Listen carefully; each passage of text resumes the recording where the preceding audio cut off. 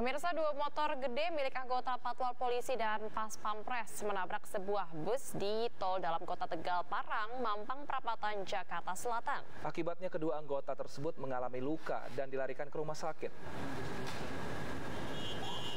Rekaman video amatir warga memperlihatkan sepeda motor Pas Pampres tersangkut di bagian belakang bus usai tabrakan.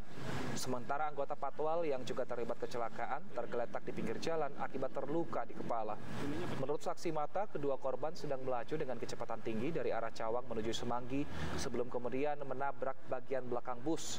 Saat itu, bus jurusan Tasikmalaya Serang sedang berhenti karena macet. Kedua korban hanya mengalami luka ringan dan dibawa ke rumah sakit untuk menjalani perawatan.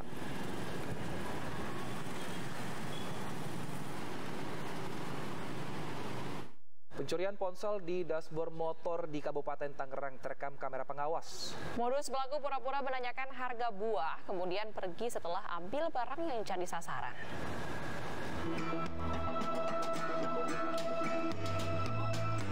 Setelah mengamati situasi dan berpura-pura menanyakan harga buah, pelaku yang melihat korban lengah langsung membawa kabur ponsel dan kabur.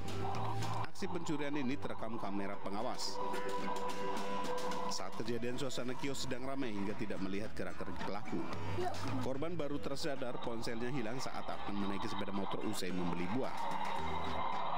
Diduga pelaku mengetahui korban meletakkan ponsel di dashboard sepeda motor ini sudah mengikuti korban sejak dari Jalan Raya Cikupa hingga ke kios penjual buah. Turun dan pura-pura nanya karena melihat apa yang ada di dashboard, jadi langsung ambil, balik lagi gitu. Meski tidak melaporkan kasus pencurian ke polisi, namun korban mengunggah rekaman kamera pengawas ke media sosial agar masyarakat lebih berhati-hati saat meletakkan barang. Dari Kabupaten Tangerang, Banten, Aimarani Anyus melaporkan. Polisi memanggil orator yang ada di dalam video viral orasi pengurus organisasi Sidikiyah atau Orsyid terkait ajakan berperang.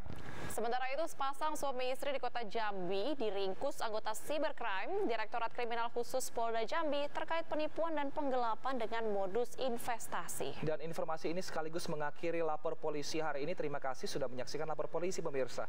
Bagi Anda yang ingin memberikan aspirasi, keluhan, laporan, dan apresiasi kepada pihak kepolisian di seluruh Nusantara, kami juga membuka laporan pengaduan yang bisa diakses kapanpun melalui sejumlah channel kami, yaitu di Instagram resmi kami @laporpolisi_iNewsTV dan juga di @official_iNewsTV. Anda juga bisa menghubungi kami melalui email laporpolisi.inews@gmail.com bersama saya, Baby Kristami. Dan saya Wilson Purba. Lapor Polisi, Anda lapor, kami sampaikan. Akan dari campur adurnya rasa kegelisahan, ketakutan, dan kemarahan. Perang badan pernah jalan. Beredarnya video orasi yang dilakukan pengurus organisasi Sidikiyah atau Orsyid sempat membuat resah. Pasalnya, sang orator menyebut situasi yang dihadapi Sidikiyah saat ini tak ubahnya seperti perang Badar. Dan jika Sidikiyah memanggil kita lagi, siap tidak untuk berjuang? Siap tidak untuk berjuang? Siap tidak untuk membela? Video ini direkam di halaman kediaman pimpinan Ponpes Sidikiyah Kiai Haji Muhtar Mukti yang merupakan ayah tersangka pencabulan santriwati MSA.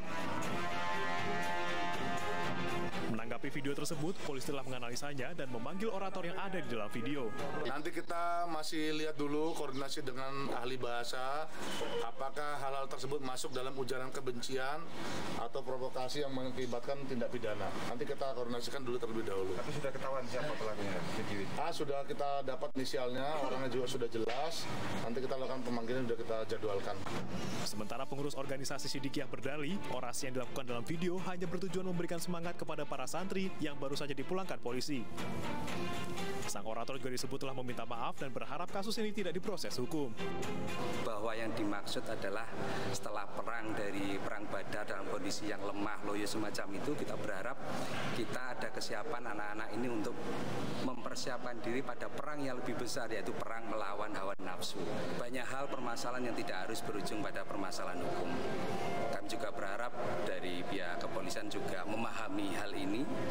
Meski telah melepas ratusan simpatisan MSA, polisi tetap memproses hukum 5 orang diantaranya.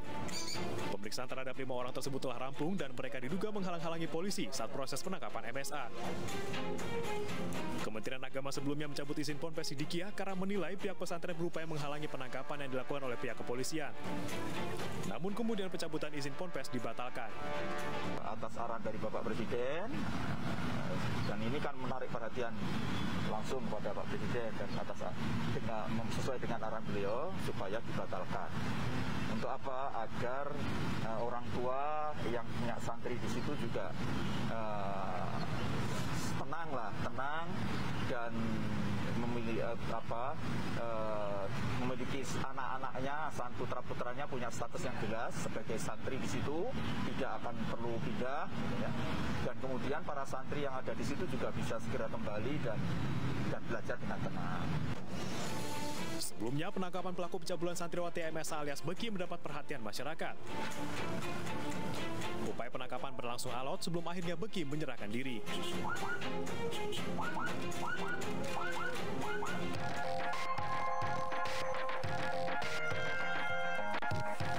Darius dan Ani, pasangan suami istri, diringkus anggota Cybercrime Direktorat Reserse Kriminal Khusus Polda Jambi karena menjadi otak pelaku penipuan dan penggelapan dengan modus investasi bodong. Pelaku mengantongi keuntungan senilai 5 miliar rupiah dari 500 orang nasabah. Seorang wanita bernama Vera yang berperan sebagai Direktur Utama CV Jaya Mandiri Investama juga turut diamankan. Selain mengamankan ketiga pelaku investasi bodong, polisi juga menyita barang bukti berupa kendaraan milik pelaku dan uang tunai senilai puluhan juta rupiah. Pelaku investasi bodong ini terungkap dari laporan korban yang mengalami kerugian hingga puluhan juta rupiah. Selama kita melakukan penyidikan, kerugian korban itu kurang lebih dari 5 miliar. Para korbannya berjumlah 500 orang. 500 orang perkiraan banyak. Uang dari hasil perbuatan kejahatan investasi ini digunakan untuk bermain judi online. Satu korban itu bervariasi, bisa ada 25 juta, ada yang sampai 400 juta. Dari hasil pemeriksaan, korban investasi bodong berkedok perkebunan sawit tersebut mencapai ratusan orang dengan total kerugian mencapai 5 miliar rupiah. Sementara keuntungan dari kejahatan tersebut digunakan suami pelaku untuk modal judi online. Dari Kota Jambi, Adrianus Susandra Ainus melaporkan.